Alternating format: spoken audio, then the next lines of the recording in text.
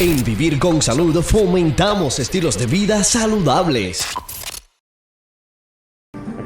Bueno, ya estamos de vuelta aquí a Vivir con Salud y vamos a estar hablando de algo que es muy común en Puerto Rico, que lo vemos a diario y que sobre todo somos nosotras las mujeres quienes tenemos la tendencia a padecer mucho de este tipo de dolor de cabeza, que es la migraña, y que en el mes de junio, ¿verdad?, es el mes para crear educación y sobre todo conciencia de esta condición. Me acompaña la entrante presidenta de la Academia Puertorriqueña de Neurología, la doctora Francesca Fiorito Torres. Buenos días, doctora. Hola, buenos días, gracias por la invitación. Y gracias por estar aquí con nosotros. Vamos primero a definir qué es migraña, porque no es similar a lo que a lo mejor un dolor de cabeza por un catarro o por una influenza o cosas así nos pueda dar. O a lo mejor estrés. Correcto. Dolor de cabeza es un síntoma y, como muy bien dijo Luz, puede ser por muchísimas razones, versus la migraña es una condición médica neurológica que muchas veces estamos predispuestos genéticamente, en donde dolor de cabeza es uno de sus muchos síntomas. O sea, que es una condición que manifiesta con un dolor de cabeza usualmente moderado a severo en intensidad. Doctora, usted dice congénito, quiere decir que si en mi familia hay personas que ya padecen de migraña, yo traigo una predisposición a quizás desarrollarla. Correcto, y de hecho si hay dos parientes aumenta aún más la probabilidad de que uno pueda heredar la migraña. O sea que es algo que podemos heredar, así que mire, si alguien en su familia padece, es bueno que usted vaya, se haga una revisión, porque a tiempo y bien tempranito podemos trabajar mejor en la migraña. Cuando hablamos de este dolor, ¿verdad?, de cabeza, que es el síntoma principal, ocurre en toda mi cabeza, ocurre en la frente, en el área de las sienes, en un lado. ¿Cómo se manifiesta? Esa pregunta es excelente. Se manifiesta de tantas maneras, es muy variable de hecho. Sí hay lo que conocemos como la migraña clásica, que nosotros sabemos que en un lado, usualmente alrededor del ojo, late, pero la realidad es que puede envolver cualquier región de la cabeza y la parte posterior y el cuello. De hecho, el 89% de los pacientes que padecen de migraña también se quejan de dolor de cuello. O sea que sí conocemos la que es en un lado latente, pero hay personas que le da en toda la cabeza, en la parte de atrás, en la frente y hasta en la cara. O sea que muchas veces podemos tener corriendo, bueno, el dolor, ¿verdad?, se corre por esas, ¿verdad?, terminaciones nerviosas. O sea que podríamos a lo mejor pensar que tenemos un problema de cervicales y es precisamente por la migraña. Correcto, correcto. De hecho, acabo de dar una conferencia de eso, de diferenciar, porque muchas veces se diagnostica que es un problema cervical, pero cuando se hace un MRI de cuello, todo se ve perfectamente bien y realmente es parte de ese mismo proceso la migraña, porque los nervios de la frente conectan con los de la parte de atrás y puede verla moverse ese dolor. O sea que por eso es importante muchas veces mejor ir al neurólogo ya. Sobre todo en Puerto Rico tenemos varios neurólogos ya especialistas o subespecialistas en lo que es el dolor y en migraña sobre todo, porque la migraña puede llevarnos a una incapacidad, doctora. Sí, totalmente. De hecho, la migraña se considera la segunda condición más incapacitante a nivel mundial luego de dolor de espalda baja y es la tercera más prevalente.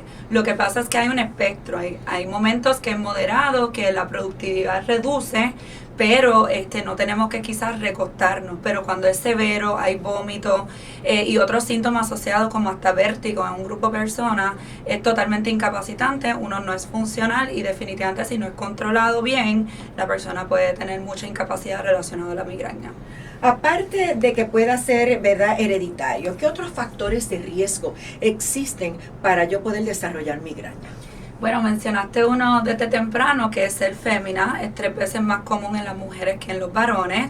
Esto tiene mucho que ver con el componente hormonal y las fluctuaciones de estrógeno. Usualmente después de la pubertad empieza a aumentar en las féminas y en los 30 y 40 es el pico. Y hay un grupo de pacientes que en la menopausia pueden mejorar, aunque no es universal, sí es un patrón que se ha visto. O sea que ese es otro factor de riesgo. O sea que nosotros podemos ver migraña desde la niñez, pero desarrollándose más fuertemente en esa adolescencia cuando las niñas entramos, ¿verdad?, en ese proceso de menstruación. Sí, completamente, porque en el proceso de la menstruación hay una caída de estrógeno, tenemos nuestro periodo menstrual y ahí se propagan unos factores inflamatorios y pues ahí induce la migraña como tal y la exacerba. O sea que eso es un factor de riesgo, pero no modificable, ¿verdad? No hay control de eso. Hasta que se vaya la menstruación, Exacto. ¿verdad? Completamente de acuerdo, ¿verdad? A como Papito Dios nos ha creado. Así mismo. O sea, que quiere decir que yo puedo entrar en esos días de menstruación y al mismo tiempo, doctora Fiorito, tener migraña. Sí. O sea, doble dolor. Doble dolor. Y de hecho, las migrañas durante el periodo menstrual tienden a ser más fuertes, más difíciles de manejar, más duraderas. Y por eso es importante hacer un historial bueno para decir si el paciente tiene que estar hasta en prevención para evitar que le siga pasando eso. Yo quiero más adelante tocar con ella, porque yo sé que hay cosas nuevas para trabajar la migraña, pero eso lo vamos en los próximos segmentos a trabajar. Y existen distintos tipos de migraña. Yo sé que en algunas personas se manifiesta, lo que usted mencionó ahorita, un espectro de aura. Que eso, ¿qué es? Pues migraña se puede clasificar como migraña con aura o migraña sin aura. El 30% de los pacientes tienen aura. Aura es como el aviso usualmente de que viene el ataque de dolor. Y lo que está ocurriendo es que hay un cambio eléctrico en el cerebro. No es que está pasando algo preocupante, pero uno va a empezar a tener unas distorsiones neurológicas, lo más común siendo el visual, que vemos destellos, podemos verlo empañado, y el segundo más común es sensorial, que hay personas que sienten hormigueo en la cara, en el brazo, adormecimiento, y el tiempo de duración es de 5 minutos a 1 hora, o sea que si son segundos no es 1 hora, es que tiene que durar por lo menos esos 5 minutos, y esos síntomas son transitorios, y usualmente rápido después viene el ataque del dolor. O sea, que no nos debemos asustar si podemos tener ese espectro de aura, ¿verdad? Así de corto tiempo, que no es algo que nos va a durar. Pero también hay personas que les molesta el olfato y el ruido. Sí, correcto. Porque como mencioné antes, la migraña es una condición neurológica en donde el dolor de cabeza es uno de sus muchos síntomas.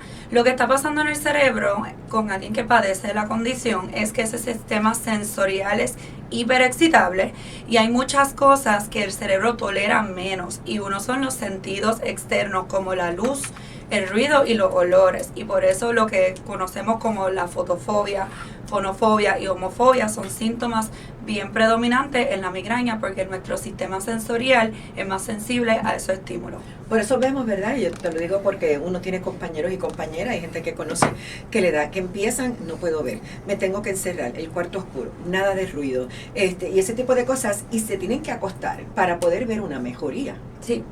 De hecho, uno de los criterios de diagnóstico es que asociado a el ataque de migraña, el paciente prefiere evitar actividad física. No siempre se puede recostar, pero si tiene la preferencia, la posibilidad se va a recostar, porque se siente mejor al recostarse. O sea que yo siempre pregunto si quieren ir a hacer ejercicio, hacer actividades mientras que tienen ese dolor de cabeza para poder diferenciar, y te tienden a decir, no, ojalá me pudiese acostar. A veces se tienen que recostar, a veces no pueden, pero lo prefieren. Exacto. O sea, que eso depende y varía de cada persona. Le pregunto, ¿qué diferencia tiene la migraña quizás de una cefalia sinusal?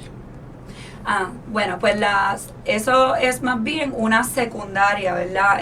Que hay sinusitis y está causando una presión, una incomodidad, muchas veces hay congestión, pero es muy importante porque a veces la migraña puede dar congestión también y engaña, de tener quizás unas imágenes de esa área de los senos maxilares y todo eso para realmente ver si es una cefalea sinusal versus algo adicional como Y una si uno migraña. padece de sinusitis, doctora Fiorito, ¿puede también tener migraña?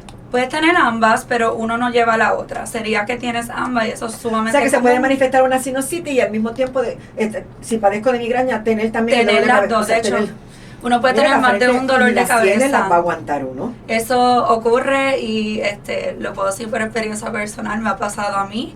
Muchas veces uno va diferenciando la diferencia en los dolores, pero cuando hay sinusitis y ese tipo de dolor, pues sí se siente como una presión que puede pasar con la migraña, pero el paciente no va a tener sensitividad a la luz, al ruido, náuseas, preferencia a recostarse. Esos síntomas de ese cerebro como más sensible no lo va a tener, sino que van a sentir como una presión en esa área frontal, maxilar. ¿Cuánto puede durar un dolor de migraña y cuán importante es ese periodo para entonces uno decidir ver un especialista de dolor de cabeza? Pues, por definición, una migraña dura de 4 a 72 horas si no lo agarro bien. Desafortunadamente, puede pasar algo que se llama status migrañoso, que se quedó pegada a la migraña y estamos hasta semanas con el dolor, y tengo pacientes que viven con el dolor crónico, que ya están en otro estadio. ¿Cuándo uno debe ir a un médico? Pues mira, yo creo que si ya está empezando a impactar tu vida, si tienes una duda de tu diagnóstico, si no estás respondiendo a tus tratamientos cotidianos o estás empezando a sobreusar analgésicos, 100% hay que ir a un especialista para empezar el tratamiento apropiado. Y el tratamiento es bien variable de acuerdo a la frecuencia y la severidad de los ataques. De tratamientos y todas esas cosas vamos a estar hablando. Recuerden que estoy hablando con la doctora Francesca Fiorito Torres, quien entra ahora en el mes de agosto a presidir la Academia Puertorriqueña de Neurología, y su oficina, el número de teléfono es 787-921-6571 para que haga su cita. Regresamos en breve. Cuando de tu salud se trata, escoge lo mejor. Vivir con salud, con la periodista Luz Nereida Vélez. Regresamos en breve.